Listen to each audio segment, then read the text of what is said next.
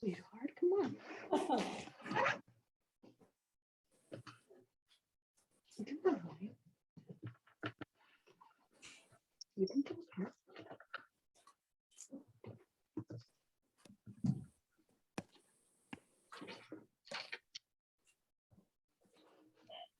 So, did I open the wrong one?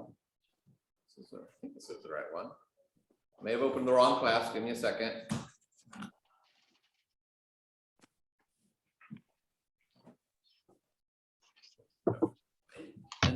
I'm going to cut all of this out of the recording. I want to make sure I'm giving you all the right one.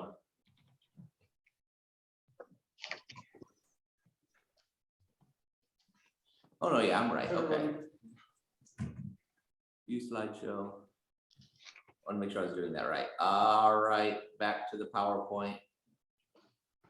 There we go. Welcome to session 33 of our Introduction to Hebrew Bible, part 5 of 1 Samuel. I don't know if I could have more numbers in here to describe where we are. As we're trying to do more of the story of Samuel and the story of David. Really today, tonight, looking at kind of the end of Saul's story would be one way of looking at it, as well as David fleeing Saul and then David eventually rising up and assuming the throne. But let's begin with the word of prayer. The Lord be with you. And also with you. Let us pray. Blessed be the Lord, the God of Israel. He has come to his people and set them free. He has raised up for us a mighty Savior, born of the house of his servant David. Through his holy prophets, he promised of old that he would save us from our enemies, from the hands of all who hate us. He promised to show mercy to our fathers and to remember his holy covenant. This was the oath he swore to our father Abraham, to set us free from the hands of our enemies, free to worship him without fear, holy and righteous in his sight, all the days of our life. Amen. Amen. Thinking with Song of Zechariah, it just seems Advent and appropriate. My goodness, that says Ruth at the top. I really got to correct that one of these days. For 1 Samuel, the text we're doing, of course, is New Oxford Bible, How to Read the Bible Book by Book, and Brueggemann's masterful commentary on 1st and 2nd Samuel. But let's start with a little review. If you think back to last week, we talked about a little bit of the story of David and Jonathan. What did it mean when Jonathan gave David his own robe and armor? What was the point of that? Well, I didn't attend last week, but I read through the notes and I wrote down that it transfers the claim of the throne. Nice. To David. Look at you go. Not even here, and she got the right answer. The symbol of these transferring his authority. Some also see in this relationship some latent homoeroticism, and we talked a little bit about that, but that's really a debatable point to be made. But it's been a popular point, particularly in progressive Christian circles, since Boswell first made it in the mid-20th century, mid to late 20th century. Saul is right that David will be king, but how is Saul wrong? Not.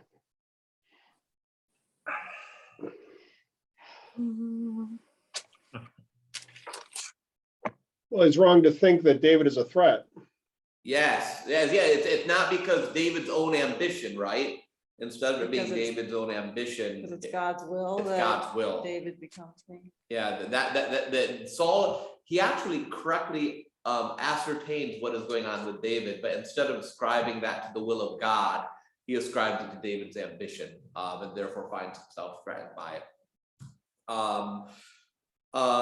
David escapes and flees. We talked about that a couple different times. How did each of Saul's children intervene on David's behalf? Do you remember? 2 of them intervened very specifically.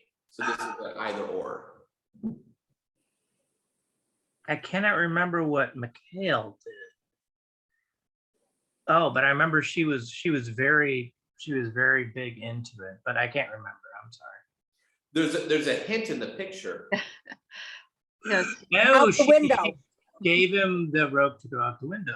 There you go. So Jonathan warns David of Saul's plans and then intervenes with Saul on David's behalf openly.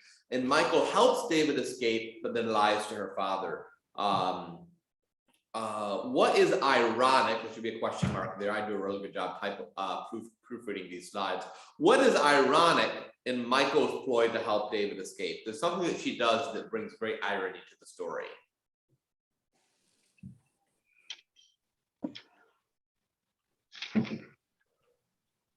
The dummy she put in the bed to look like David, she made using household gods. That's The right. fact that there are household god and idols in the king's house is just demonstrating the failure of King Saul and his faithfulness. Yeah, so there's good irony there. What does David do when encountering Saul in the cave? And in particular, why do we know that it was a giving into temptation? What did he do, and why would we say it was a giving into temptation? It's a two-parter. Well, first off, you remember what he did. He cut off the skirt of Saul. Yeah, cut off the corner of his cloak, right? Depending how you translate the Hebrew there. And then how do we know that was a giving into temptation? That wasn't just, David doing the right thing. There's a specific line that was used in the story. But he's disrespecting the Lord's anointed. I mean, Saul is still king, and he's just he's showing off. For goodness sakes, it's such a childish thing, though. It's kind of cute. The key phrase is his friends invited him to do what seems good in his own eyes.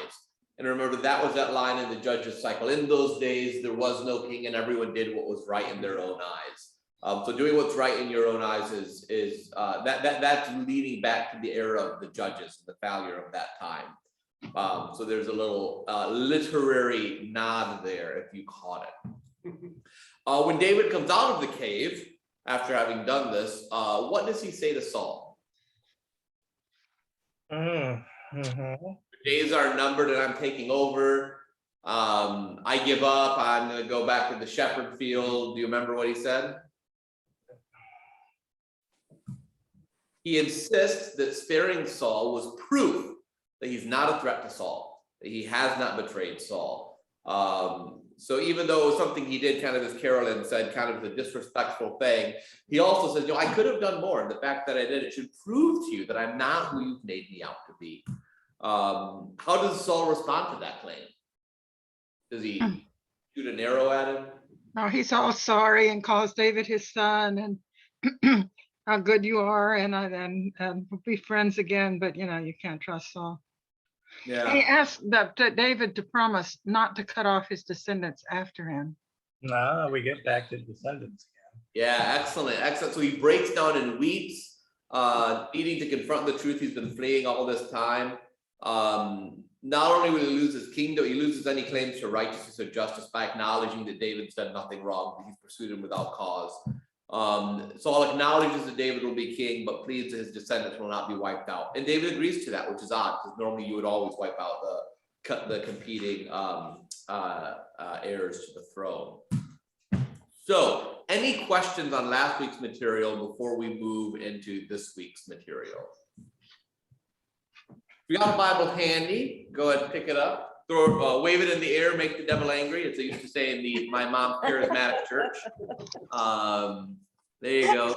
Carolyn's got it. Kind of heavy to weigh. I've got more of that upper body strength than I do. Yeah, if it's heavy, it's just good exercise. Yeah. So we'll turn to chapter 31, beginning with verse 1. Now, the Philistines fought against Israel, and the men of Israel fled before the Philistines, and many fell on Mount Gilboa. The Philistines overtook Saul and his sons, and the Philistines killed Jonathan and Abinadab and Malchishua, the sons of Saul. The battle pressed hard upon Saul, and the archers found him, and he was badly wounded by them. Then Saul said to his armor bearer, "Draw your sword and thrust me through with it, so that these uncircumcised may not come and thrust me through and make sport of me." But his armor bearer was unwilling, for he was terrified. So Saul took his own sword and fell upon it. And when his armor bearer saw that Saul was dead, he also fell upon his sword and died with him. So Saul and his 3 sons and his armor bearer and all his men died together on the same day. When the men of Israel who were on the other side of the valley and those beyond the Jordan saw that the men of Israel had fled and that Saul and his sons were dead, they forsook their towns and fled, and the Philistines came and occupied them. At the end, Israel's still fighting the Philistine threat. Remember, Saul had one job. You've got to subdue the Philistines to protect God's people. And Saul has failed at that abysmally. He has not, his reign has not greatly altered the reality of God's people. The dead are piling up in the battle, including Jonathan, Saul's son. And remember, Jonathan, we always tend to think of Jonathan as just someone who really loved David, but remember, Jonathan was a mighty warrior in his own right. That before he's introduced in the text and before he meets David, we're told that Jonathan was a mighty warrior, a man of renown, a man of valor. And so that the Philistines had killed Jonathan's son as well, adds to the tragedy of the moment. And Saul runs himself, wants to die. And it's interesting, some scholars, that suggest that this is a redemptive moment for Saul because he's finally choosing not from a place of fear, like he's been doing throughout his story, always choosing from a place of fear, but instead from a place of courage. That he doesn't, try to run away or get saved, but he refuses to let an uncircumcised Philistine get the upper hand. And so he's willing to die rather than have that. So you could say that's courage. You could say he just, really hated the Philistines. I mean, you could shade that however you want, but some scholars see a bit of redemption in there. That, Saul was a deeply flawed king, a deeply flawed person, but no one is broken entirely. No one is fully bad, fully evil. And Saul, despite being deeply flawed, still had a commitment to God. Of some sort and to his people. So some scholars see that. Yeah, go ahead, Matt. Okay, so here we go in the question of suicide. That's what I was thinking. Yeah, so obviously the king and his armor bearer committed suicide. A lot of a lot of teachings from, the Bibles, Christ, talk about suicide as a way quickly to hell. What should we take of that? Yeah, so Christian views on suicide have shifted significantly over the course of history. Like with everything, people think that what the church says now is what the church has always said, and that's often not helpful.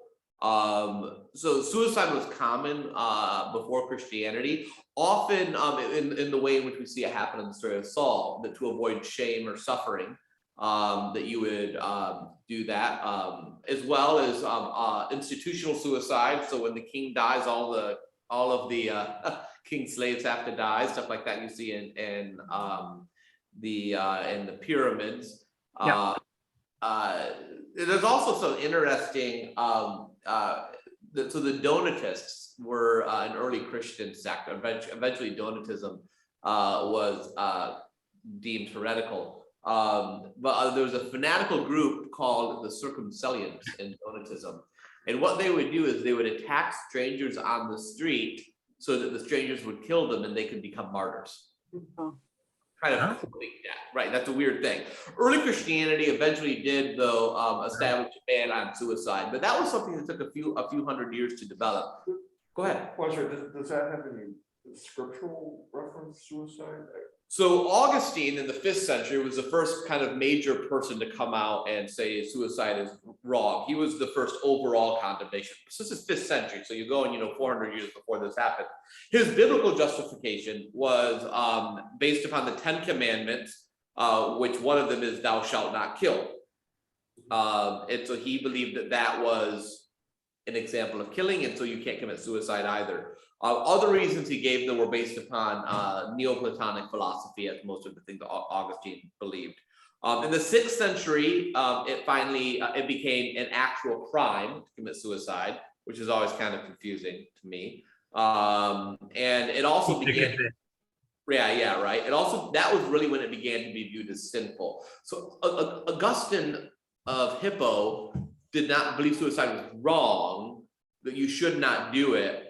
But he didn't stress it as much as later authors did about the sinfulness of suicide.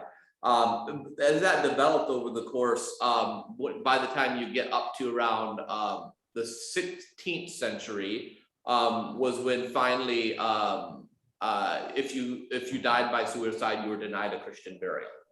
But that wasn't a hard and fast rule until the 16th century.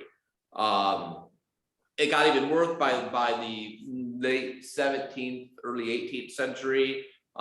Even attempting suicide became an ecclesiastical crime by which you could be excommunicated. Could you say that again? No, Siri. Thomas Aquinas also denounced it as an act against God. And it was Thomas Aquinas in the 13th century who kind of named it as the unforgivable sin, because you can't repent of it. But all of that kind of developed over time. According to the Roman Catholic Church, they still believe that it is a sin. But it often, in Anglicanism, we would not view it that way. We would say that suicide is a tragedy, absolutely. But it's a tragedy that does not need to be compounded by things like refusing to give someone a Christian burial. Particularly recognizing that a lot of cases of suicide have significant mental health repercussions, and we don't blame people for having mental illness anymore. Hopefully, right? Hopefully, we don't do that. And so yeah. So I think your question is really good, Matt, and it really demonstrates how the church's views on this have changed over time and gotten harder and harder and harder. In the Roman tradition in particular, and Anglicanism has generally taken a softer position on that question. Did the early reformers have a softer position on suicide? That's a good question. I've never studied that. My gut reaction would be no, but I don't know for sure. I'd have to look that up and see whether or not Luther or Calvin had softer views on suicide or not. Anglicanism generally is content on having softer views on everything. Yeah. Right. So let me now I'm curious. I'm gonna check Luther. I'm sorry I asked the question, guys. It took up the whole hour. I had the same question. What is the good of doing a deep dive into the Bible if you don't actually answer your questions? Luther did talk about suicide. He did not believe that people who committed suicide were certainly damned. He believed that they had been overcome by the power of the devil, and they're like a person who'd been murdered in the woods by a robber. But he also said you shouldn't tell people that, or it'll encourage them to commit suicide. So he had more of a gentle view on, and I think that's a lovely way of saying it. Someone who dies by suicide is someone who's like been overcome in the woods by a robber. There are multiplicity of factors playing into that. Let's see what John Calvin said.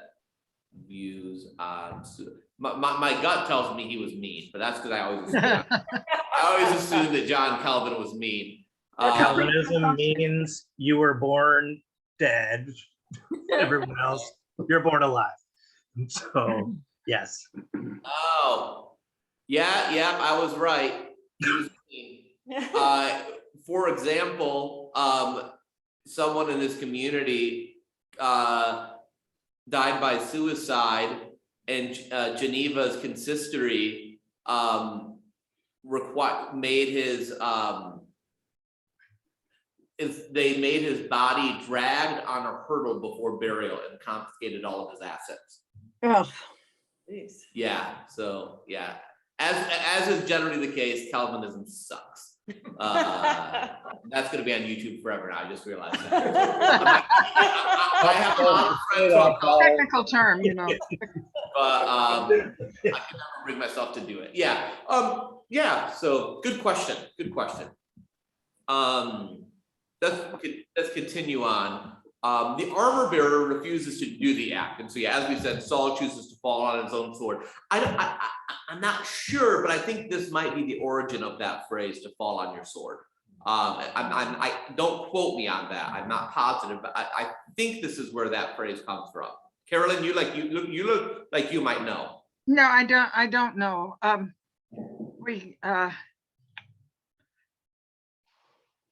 We have the noble Greeks and Romans doing it, but I don't know whether that's in the original or whether that's filtered to us through Shakespeare, who had also read the Bible. Yeah, I mean, killing yourself to avoid shame is absolutely a part of the ancient world. As we all know, a part of, for example, samurai culture, So it's all over the place in the world. It's certainly not. But it is suicide, not necessarily by falling on your sword, is an admired thing in the ancient Romans, at least. Usually poison, but Yeah. rather than accept disgrace. Well, of course, the greatest example of that being, right, Anthony and Cleopatra. Yeah. So with no king, even one as bad as Saul, the Israelites are terrified. So and remember, this is the scope of the story. Saul became king to save the people from their enemies. Immediately after his coronation, the people are full of confidence and faith. They go out, they defeat the Philistines, they're masked in battle. But as his reign continues, they're more and more timid against their enemies. And so this is just the full end of this slope. There's no Saul, and now they literally abandon the cities they're living in to the Philistines, who come in and take them and conquer them. So they pull back the whole boundaries of the nation. So what happens to Saul? Beginning in verse 8. The next day, when the Philistines came to strip the dead, they found Saul and his 3 sons fallen on Mount Gilboa. They cut off his head, stripped off his armor, and sent messengers throughout the land of the Philistines to carry the good news to the houses of their idols and to the people. They put his armor in the temple of Astarte, and they fastened his body to the walls of Beth Shan. When the inhabitants of Jabesh Gilead heard what the Philistines had done to Saul, all the valiant men set out, traveled all night long, and took the body of Saul and the bodies of his sons from the wall at Beth Shan. And they came to Jabesh, and they burned them there. Then they took their bones and buried them under the tamarisk tree in Jabesh, and they fasted for 7 days. So in the end, Saul winds up being humiliated, as he was afraid the Philistines would do. Which, of course, this is what you do when you defeat a king. You make a big deal out of it. But then he's honored by the people at Jabesh Gilead. And the fact that both happen, I think, is really necessary to understand Israel's pathos with their king. Like I said, you can't cast him as a villain. He's a deeply flawed character, but he was still deeply honored and loved by some people. Theologically, the death of an enemy's king meant their God had been defeated, and that's why they want to make a big deal of it among the Philistines. If you remember in chapter 11, Saul saved the people of Jabesh Gilead from the Ammonites. This was a long time ago in this story at this point. Probably a few of you remember that. But the Jabesh Gilead, the citizens of Jabesh Gilead have not forgotten. They've not forgotten what Saul did for them. So when they hear what has happened to his body, they travel all night at great risk to themselves, and they steal his body back to give it a proper burial. So there's kind of a beauty in that as well. Saul was definitely not always a faithful king, but he was God's anointed king nonetheless. And in death, God's faithful people will ensure that he is respected. So they mourn, they fast, all of these things are part of it. Thoughts, comments?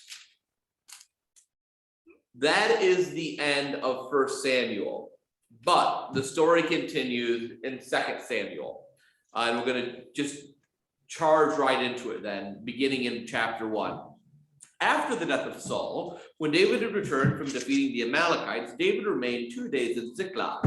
On the 3rd day, a man came from Saul's camp with his clothes torn and dirt on his head. When he came to David, he fell to the ground and did obeisance. David said to him, "Where have you come from?"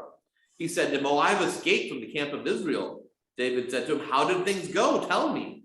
He answered, "The army fled from the battle, but also many of the army fell and died, and Saul and his son Jonathan also died." Then David asked the young man who was reporting to him, "How do you know that Saul and his son Jonathan have died?" And the young man reported to him and said, "I happened to be at Mount Gilboa, and there was Saul leaning on his spear while the chariots and the horsemen drew close to him. When he looked behind him, he saw me and called to me. I answered, 'Here, sir.' And he said to me, 'Who are you?' I answered him, 'I am an Amalekite.'" I lost my class, sorry. He said to me, "Come, stand over me and kill me, for convulsions have seized me, yet my life still lingers." So I stood over him and killed him, for I knew that he could not live after he had fallen. I took the crown that was on his head and the armlet that was on his arm, and I brought them here to my Lord." So you might be confused. Don't worry, I am too. First thing to say is, though these books are separated by canon, most scholars agree that this was originally one book, 1st and 2nd Samuel, because really the end of chapter 31 flows right into chapter 1 immediately. Like there's no even need for a break. It's the exact same story still going. The narrative here differs a bit from 1 Samuel 31. There are two theories on this. One is that this is an alternative tradition of Saul's death. That maybe there were two different stories about what happened. Or the one most scholars go with is that the messenger is seeking to use Saul's death to his own advantage. So this Amalekite finds Saul's body, which of course had been racked by the Philistines. He goes out and takes the crown, takes the armband, and cooks up the story to go and tell David, thinking, knowing that David, supposedly wants the throne. So he'll do this, and David will honor him. He's gonna set himself up. He's the one that killed the wicked King Saul. So that's kind of the other approach. Even though this means David can take the throne, the news of Saul's death, to do so at the cost of the nation is not what David desires. The whole nation has fled. The boundaries have been drawn back. This is not how David wanted to take the throne. This is not what David wanted at any point. And we know that, right, from what we saw throughout 1 Samuel, that David was not trying to take the throne by force from Saul. And for all of this horrible stuff to happen to the nation, even though it gives David the throne, these are not things David wanted to have happen. So, story continues. Then David took hold of his clothes and tore them, and all the men who were with him did the same. They mourned and wept and fasted until evening for Saul and for his son Jonathan and for the army of the Lord and for the house of Israel, because they'd fallen by the sword. David said to the young man who reported to him, "Where do you come from?" He answered, "I am the son of a resident alien, an Amalekite." David said to him, "Were you not afraid to lift your hand to destroy the Lord's anointed?" Then David called to one of the young men and said, "Come here and strike him down." So he struck him down and he died.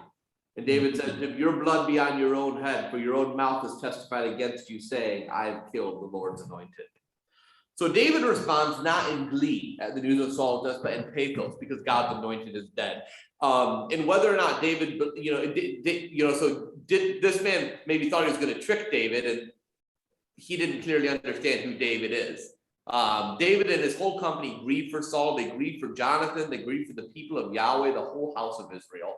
And the Amalekite, what happened to the Amalekites? Weren't the Amalekites the people Saul was supposed to utterly wipe out, and he didn't? Do you remember that? That was when he first was told by Samuel that he's going to lose the throne, right? How interesting that it's a leftover Amalekite who brings this news. So there's a little literary work going on here. And of course, David has just come from defeating the Amalekites, doing what Saul did not do. And so there's some possible circular things going on here connecting it. David himself has spared the Lord's anointing. When he had the opportunity to kill Saul, he didn't. And so he orders the execution of this Amalekite messenger, who is either a liar who is trying to ingratiate himself with David, but doesn't know that David would never reward someone for killing Saul. So this is like the "don't kill the messenger." Exactly. This is don't kill the messenger. So either that happened, or if this is an alternative tradition, and this is how Saul actually died, that it wasn't by suicide, but it was this way. Either way, David's not going to suffer anyone who lays a hand against the Lord's anointed, because he himself wouldn't do it. Thoughts? Yeah. Just a quick question. Way back was because I missed last week was when people that for the Philistines, the people he had protected from the Philistines, you mentioned right at the end of this chapter. Well, Who were they? Jabba, Gilead? Yeah, that was a Jewish tribe, or It's not a tribe, it's a city. it was a city, but it was Jewish. Yes. Okay, I was somehow thinking about it in another. No, it's an Israelite city. Okay, so they were just, Yeah. they're the ones that wanted to recover the Yeah. body. Okay, Yeah. okay, just wanted to. No, good Okay. question. All right. Other comments, questions, thoughts before we move on? All right, pushing forward, chapter 17, David's lament. And David had told this lamentation over Saul and his son Jonathan. He ordered that the song of the bow be taught to the people of Judah. It is written in the book of Joshua. And he said, "Your glory, O Israel, lies slain upon your high places. How the mighty have fallen. Tell it not in Gath, proclaim it not in the streets of Ashkelon, or the daughters of the Philistines will rejoice. The daughters of the uncircumcised will exult. You mountains of Gilboa, let there be no dew or rain upon you, nor bounteous fields. For there the shields of the mighty was defiled, the shield of Saul anointed with oil no more. From the blood of the slain, from the fat of the mighty, the bow of Jonathan did not turn back, nor the sword of Saul return empty. Saul and Jonathan, beloved and lovely, in life and in death, they were not divided. They were swifter than eagles, they were stronger than lions. O daughters of Israel, weep over Saul, whom you clothed with crimson and luxury, who put ornaments of gold on your apparel. How the mighty have fallen in the midst of the battle. Jonathan lies slain upon your high places. I am distressed for you, my brother Jonathan. Greatly beloved were you to me. Your love to me was wonderful, passing the love of women. How the mighty have fallen and the weapons of war perished. Beautiful poem, right? Yeah, we can sometimes forget, having read this story, that David was a poet. That many of the Psalms are ascribed to him, and so you're seeing here. This is not found in the Psalms; it's just found here, but it's just beautiful poetry, and you can get the authenticity of David's grief in this moment. That he wasn't putting on a show by saying he still respected Saul at all. It's clear that he really did respect and love Saul, and wished that Saul would have trusted him so he could have taken the throne in a different sort of way, had Saul been able to have that trust and that faith. As spectators, we've been so caught up in the struggles between David and Solomon, we might miss what this death of the king is going to mean to the whole country, though. David gets it. This is their first king they've ever had, and is supposed to save them. And the death of the king is going to be a crisis of faith for God's people. All of the nation is going to weep. The poetry of the grief even looks past the rancor between father and son. Remember, Saul kind of lost Jonathan because of all of this. But even then, we're seeing that they're still together. There's a healing that David lays over top of that, in honoring them both equally. At the end, though, David's most profound grief is for Jonathan, who David loved more than he would have even loved one of his wives, he says. That word, of course, the Hebrew word for women can be translated as women or wife. And this is that other line where people think that maybe David and Jonathan had a romantic relationship. And, my love for you surpasses the love of woman. But at the same time, as we were talking about last week, and as Matt mentioned, the bond between people who fight together in army and as soldiers is deep and profound. And, that I think is probably a more likely reading of the text. Band of brothers is real. Yeah. Thoughts, comments? Yeah, go ahead, Tony. Yeah, with you mentioned that possibly Saul could have resigned, or his king. I don't know. You said something to that effect, or I thought you did. No, I was saying that David could have gotten the throne in a different way, or if Saul would have trusted that David wasn't out to get him, okay, and hadn't been jealous and just let David be in his court and fighting in his battles,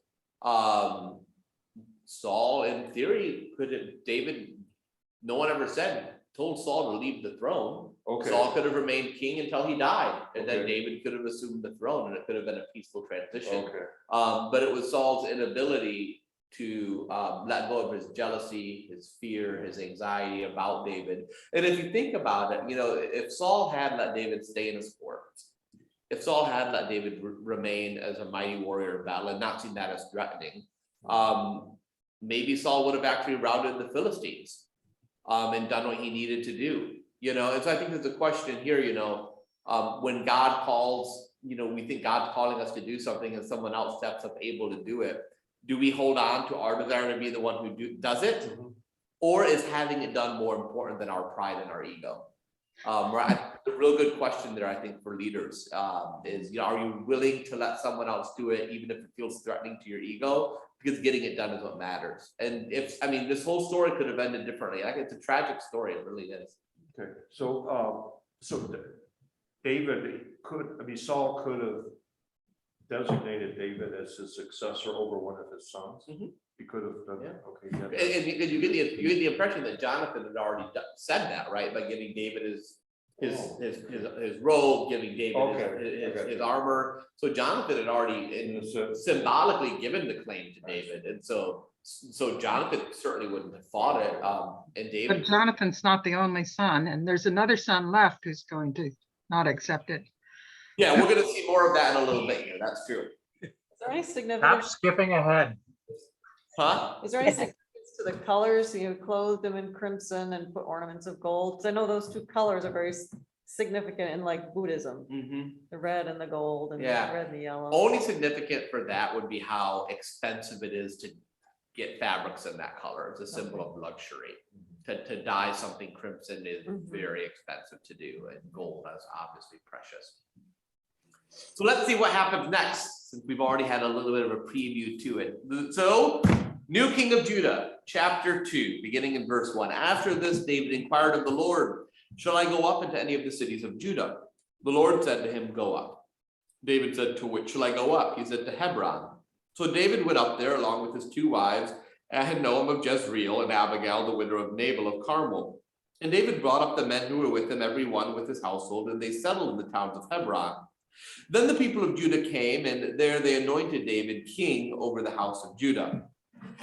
When they told David it was the people of Jabesh Gilead who buried Saul, David sent messengers to the people of Jabesh Gilead and said to them, may you be blessed by the Lord, because you showed this loyalty to Saul your Lord and buried him. Now may the Lord show you steadfast love and faithfulness to you, and I too will reward you because you've done this thing. Therefore let your hands be strong and be valiant, for Saul your Lord is dead, and the house of Judah has anointed me king over them. So note that Saul's first action after grieving for the death of David's first action after grieving the death of Saul is to inquire of the Lord. What should I do? Already you're seeing a very different approach here. The first thing David says is he says to God, what would you like to, is this the time? David is not wanting to claim this throne unless it's God's will. Yahweh instructs David to go to Hebron. That's a centrally located city in the southern part of the country. It's where David has been conducting his raids from. So that's a normal place for God to send him. And David is anointed again, but this time his anointing is a public and political act, very different than the earlier secret religious anointing by Samuel. He's now publicly anointed. And as well, note that when he's publicly anointed, it is done by the people. David doesn't anoint himself, doesn't claim that now I'm king, but the people of Judah come, and they are the ones who anoint David king. So this is the decision of the people to do that. That David is not claiming to it. And Jabesh Gilead is commended for their chesed. That's that word, steadfast love. It's that word for love often used to describe the love of God. Their chesed towards Saul. Now David, of course, is a shrewd figure here. He needs to consolidate the power, and clearly this is a city that was devoted to Saul. So if he wants them to accept him as the new king, he needs to honor them for that act. So there might be something of that there, but we'd already seen the immense grief that David has. So it's likely he is very grateful for that Jabesh Gilead. Jabesh Gilead is probably worried that because we rescued the body of Saul, is David going to come after us? And so David demonstrates once more that he was not interested in fighting with Saul. He was the Lord's anointed, and so he commends them and honors them for what they've done. And at the same time slips in that line that the house of Judah has now anointed me king over them. So you're getting a sense that David's kind of letting them know there's a new king in the land.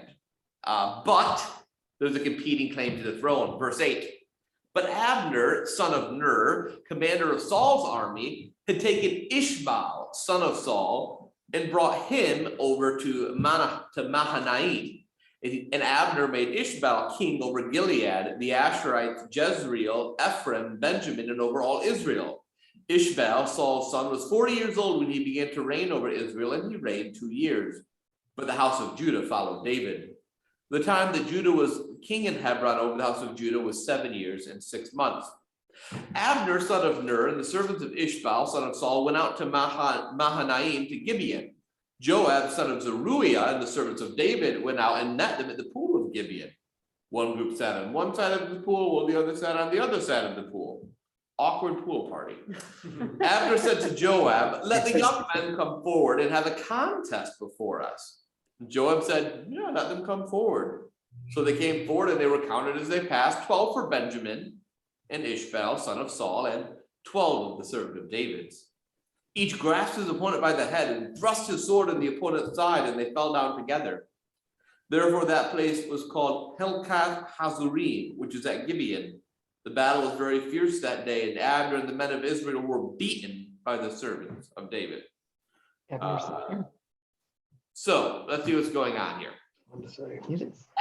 Abner is Saul's military leader, and so Abner established Ishbaal or Ishbosheth. You can translate it in either way. In the Hebrew, it goes back and forth a little bit. So most translations kind of pick one. My computer's telling me it's about to die. Let me grab my charging cord.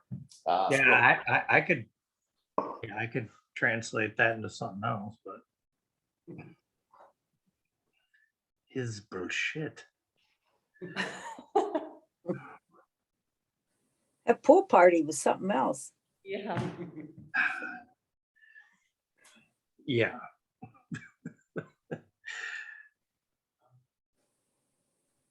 Remember, this is David, supposedly down the line to Joseph or Mary, most likely.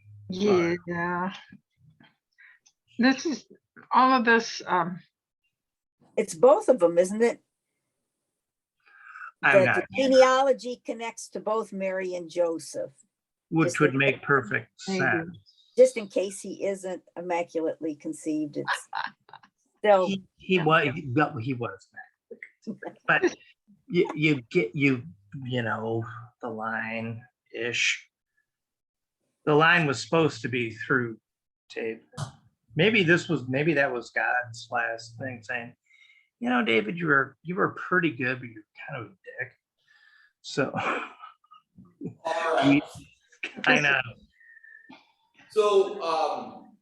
We have Keegan, and so this is also a bit of foreshadowing, right? Because remember, the United Kingdom of the 12 tribes isn't really a thing, except for a very brief period in Israel's history. They were a loosely federated collection of tribes with no central authority throughout the time of the judges. They eventually kind of get united under King Saul. That union falls apart when David becomes king, and Saul's claimants to the throne, Saul's family's claim to the throne takes Israel, the northern kingdom. David takes Judah. David will bring the kingdom back together eventually, as we know.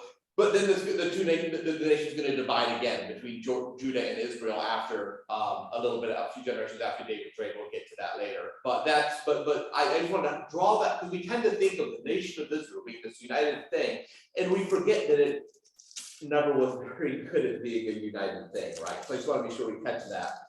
The men of Judah made David king by a popular act, but notice the reign of Ishbosheth is made by one man alone, and that's Abner. People of Israel didn't come out and make Abner king, and make Ishbosheth king. Abner did it. Joab, David's key military commander, meets Abner by the pool of Gilead. Abner suggests the young men should come out and play, which is a misleading word, hence the NRSV translation. It's much more an invitation to fight, is a more accurate way to render that. Abner's side seems to have lost, we're told, but all the men died. So I'm not really sure why they would say Abner's side lost. All the men died. It's not really clear who won, but we're seeing this is kind of a symbol of the bloodshed that's going to go forward. And we'll continue in verse 18. So there are three sons of Zeruiah were there: Joab, Abishai, and Asahel. Now Asahel was swift of foot as a wild gazelle. Asahel pursued Abner, turning neither to the right nor the left as he followed him. Abner looked back and said, "Is it you, Asahel?" He answered, "Yes, it is." Abner said, "Turn to your right or your left and seize one of the young men and take his spoil." But Asahel would not turn away from following Abner. Abner said again to Asahel, "Turn away from following you. Why should I strike you to the ground? How then could I show my faith to your brother Joab?" But he refused to turn away, so Abner struck him in the stomach with the butt of his spear, so that the spear came out of his back. He fell there and died where he lay. And all those who had come to the place where Asahel had fallen died and stood still. Also had fallen and died and stood still.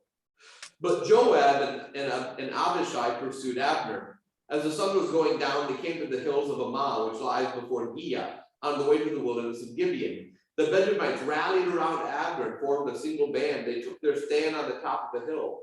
But Abner called to Joab, "Is the sword to keep devouring forever? Do you not know that the end will be bitter? How long will it be before you order your people to turn from this pursuit of their kinsmen?" Joab said, as God lives, if you had not spoken, the people would have continued to pursue their kinsmen, not stopping until morning. Joab sounded the trumpet, and all the people stopped. They no longer pursued Israel or engaged in battle any further. Abner and his men traveled all that night through the Arabah. They crossed the Jordan, and marching the whole afternoon, they came to Mahanaim. Joab returned from the pursuit of Abner, and when he had gathered all the people together, they were missing of David's servants, 19 men behind Asahel. But the servants of David had killed of Benjamin 360 of Abner's men. They took up Asahel and buried him in the tomb of his father, which was at Bethlehem. Joab and his men marched all night, and the day broke upon them at Hebron. So this is how you know that Abner lost the battle, because he's the one running away, right? And being pursued. That's how you know. So Zeruiah was David's sister. That's who that person was, according to 2 Chronicles 2:16, which would indicate that these three men, Joab, Asahel, and Abishai, are David's nephews. So that's who these people are in this story that we're getting here. Asahel is fast runner, pursues Abner, not wanting to turn aside despite 2 warnings from Abner, and so Abner kills him gruesomely. I mean, right, like hits his stomach with the butt of the spear, and it goes all the way through his back and kills him. That's pretty nasty. Yeah. That's Yeah. pretty. That's a Walking Dead style death. I don't find all of this particularly edifying. Yeah. It's like some kind of gang warfare. I know, right? So that's the reality. Abner refers to his own people as the brethren of Joab. It begs that the killing might stop. Because remember, they're all technically family, right? They may be 2 nations, but they're all the sons of Abraham. So he says, we're kinsmen. Let the killing stop. The sword is going to have a bitter end. And Joab relents. He agrees, and he says, if you haven't done anything, we keep going, but stop. And he goes back. But we learn that to the 20 of David's men who died, 360 of Abner's men have died. So there's an indication here about which side has the upper hand in this battle. Yes, well, that's the night in use body count. Right. And the victory is written by the victors. Right. Yeah. Right. Absolutely. So then we're going to skip a little bit here, because then there's just this great war, a long war between the house of Saul and the house of David. David grew stronger and stronger, while the house of Saul became weaker and weaker. So I'm not going to cover all of the war. I'm going to get us to the end because I've got to keep to my time here. And we're going to go to chapter 4 and continue with verse 1. When Saul's son Ishmael heard that Abner had died at Hebron, so Abner died in the last chapter, that's what you missed, his courage fell, and all Israel was dismayed.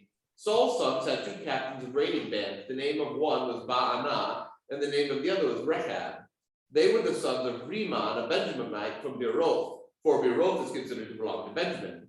Now the people of Beeroth had fled to Gittaim, and are there as resident aliens to this day. Saul's son Jonathan had a son who was crippled in his feet. He was 5 years old when the news about Saul and Jonathan came from Jezreel. His nurse picked him up and fled, and in her haste to flee, it happened that he fell and he became lame. His name was Mephibosheth. Now the sons of Rimmon, the Beerothite, Rechab and Baanah set out, and about the heat of the day they came to the house of Ishmael while he was taking his noonday rest. They came inside as though to take wheat, and they struck him in the stomach. Then Rechab and his brother Baanah escaped. Now they had come into the house when he was lying on his couch in his bedchamber. They attacked him, killed him, and beheaded him. They took his head and traveled by way of the Arabah all night long. They brought the head of Ishmael to David at Hebron and said to the king, "Here is the head of Ishmael, son of Saul, your enemy, who sought your life. The Lord has avenged my lord, the king, this day on Saul and on his offspring." So, we got some traitors in the midst. So Abner dies, finally killed in chapter 3, leaving Ishbosheth as the remaining obstacle to the throne. But the people knew that Ishmael was not really a very strong leader. And if there's no Abner to fight this fight, we've got no chance. So 2 of the captains revolt and mutiny, and they sneak in and they kill Ishmael. Ishmael as well knows without Abner, he has no remaining strength behind his claim to the throne. Ishmael may be destined for death, but Mephibosheth is destined for mercy. A part of David's commitment to chesed, steadfast love, to the help of Jonathan, and that Saul's also not be utterly destroyed. Mephibosheth is going to be protected, as we'll find out later. That's why he's introduced in this story. Two paramilitary thugs, though, as we said, strike and they kill Ishmael, strike, kill, decapitate. And which is probably not good. And then what happens later in the chapter is that they are killed, just like the Amalekite who claimed to have killed Saul. So David does not treat this as a special favor done to him. This was a deceitful, betraying act, and he treats them accordingly. But also, of course, takes Mephibosheth into his own house to care for him. Continuing chapter 5, then all the tribes of Israel came to David at Hebron and said, look, we are your bone and flesh. For some time while Saul was king over us, it was you who led out Israel and brought it in. The Lord said to you, is it not you who shall be shepherd of my people Israel, you who shall be ruler over Israel? So all the elders of Israel came to the king at Hebron, and King David made a covenant with them at Hebron before the Lord, and they anointed David king over Israel. David was 30 years old when he began to reign, and he reigned 40 years. At Hebron, he reigned over Judah 7 years and 6 months, and in Jerusalem, he reigned over all Israel and Judah 33 years. So the tribes of Israel, the old party of Saul, now come to David. They affirm that even though when Saul was king, it was David who did what a king should do, right? Lead them out into battle, protect them from their enemies. The idea that Yahweh made David shepherd over all Israel way back, right? In 1 Samuel 16 is echoed back here. But that's what who David is called to be. He's called in this text actually prince as opposed to king. Prince being the word Nagid, king is the word Melech. So some suggest that the author is leaving room that David may be prince of all Israel, but Yahweh will of course remain the true king of Israel. That's just one interpretation of the language there. We're given 40 years for David's reign, and noted that the conquest of Jerusalem will be a part of that story. We haven't heard of the conquest of Jerusalem yet, but that's going to come later in the story, is what we're told. David then goes to become king in Jerusalem, beginning in verse 6. So the king and his men marched to Jerusalem against the Jebusites, the inhabitants of the land, who said to David, you will not come in here, even the blind and the lame will turn you back, thinking David cannot come in here. Nevertheless, David took the stronghold of Zion, which is now the city of David. David had said on that day, whoever would strike down the Jebusites, let him go up the water shaft to attack the lame and the blind and those whom David hates. Therefore it is said, the blind and the lame shall not come into the house. David occupied the stronghold and named it the city of David. David built a wall all around from the Millo inward, and David became greater and greater, for the Lord, the God of hosts, was with him. The details of the conquest of Jerusalem in the story are kind of obscure. It's not really clear what in the world happened. The water shaft in particular is an obscure phrase that might suggest that David's men invaded through a water tunnel, or that they controlled the water supply and forced surrender. We don't really know. That the blind and the lame can defend the city would suggest how heavily fortified it was, but it's all kind of unsure. Regardless, though, David conquers Jerusalem no matter what, claims it as his own city, and settles in it. And verse 10 makes it clear, though, that all of this has happened. David is becoming greater and greater because of Yahweh's will and Yahweh's presence. That it is not David's strength, but it is the Lord's strength that is enabling all of this to take place. All right, questions, comments, thoughts as we wrap up tonight. So what we'll be doing is next week I've got vestry, and so there won't be intro to the Hebrew Bible. Then we'll go on Christmas break, so we can all get a little bit of a break. I hope you enjoy that. In the new year, we'll pick up with the reign of David, and we'll get the actual story of David's reign, which has had a lot leading up to it, right? Though David is this kind of central figure in the history of Israel, I really think this lead up to his reign is so essential for understanding the character of who David is, who he's understood to be in scripture, and why he plays such a significant role. So I'm grateful for your patience. When I initially was sketching about this class, I wasn't intending to spend this long before we got to David's reign, but so much of the story seemed important, and I had trouble deciding what parts not to tell. So I hope you found this helpful to see what led to David's reign. And I think what it'll do is when we come to the actual reign of David, it will elucidate several aspects of his reign by kind of knowing what came before. Word, So thank you elucidate. all. So go ahead, Becky, what? No, I said nice word, elucidate. That was a good word. I love that word, right? So go ahead and thank you all for being here. I'm gonna turn the recording off. I'm not gonna shut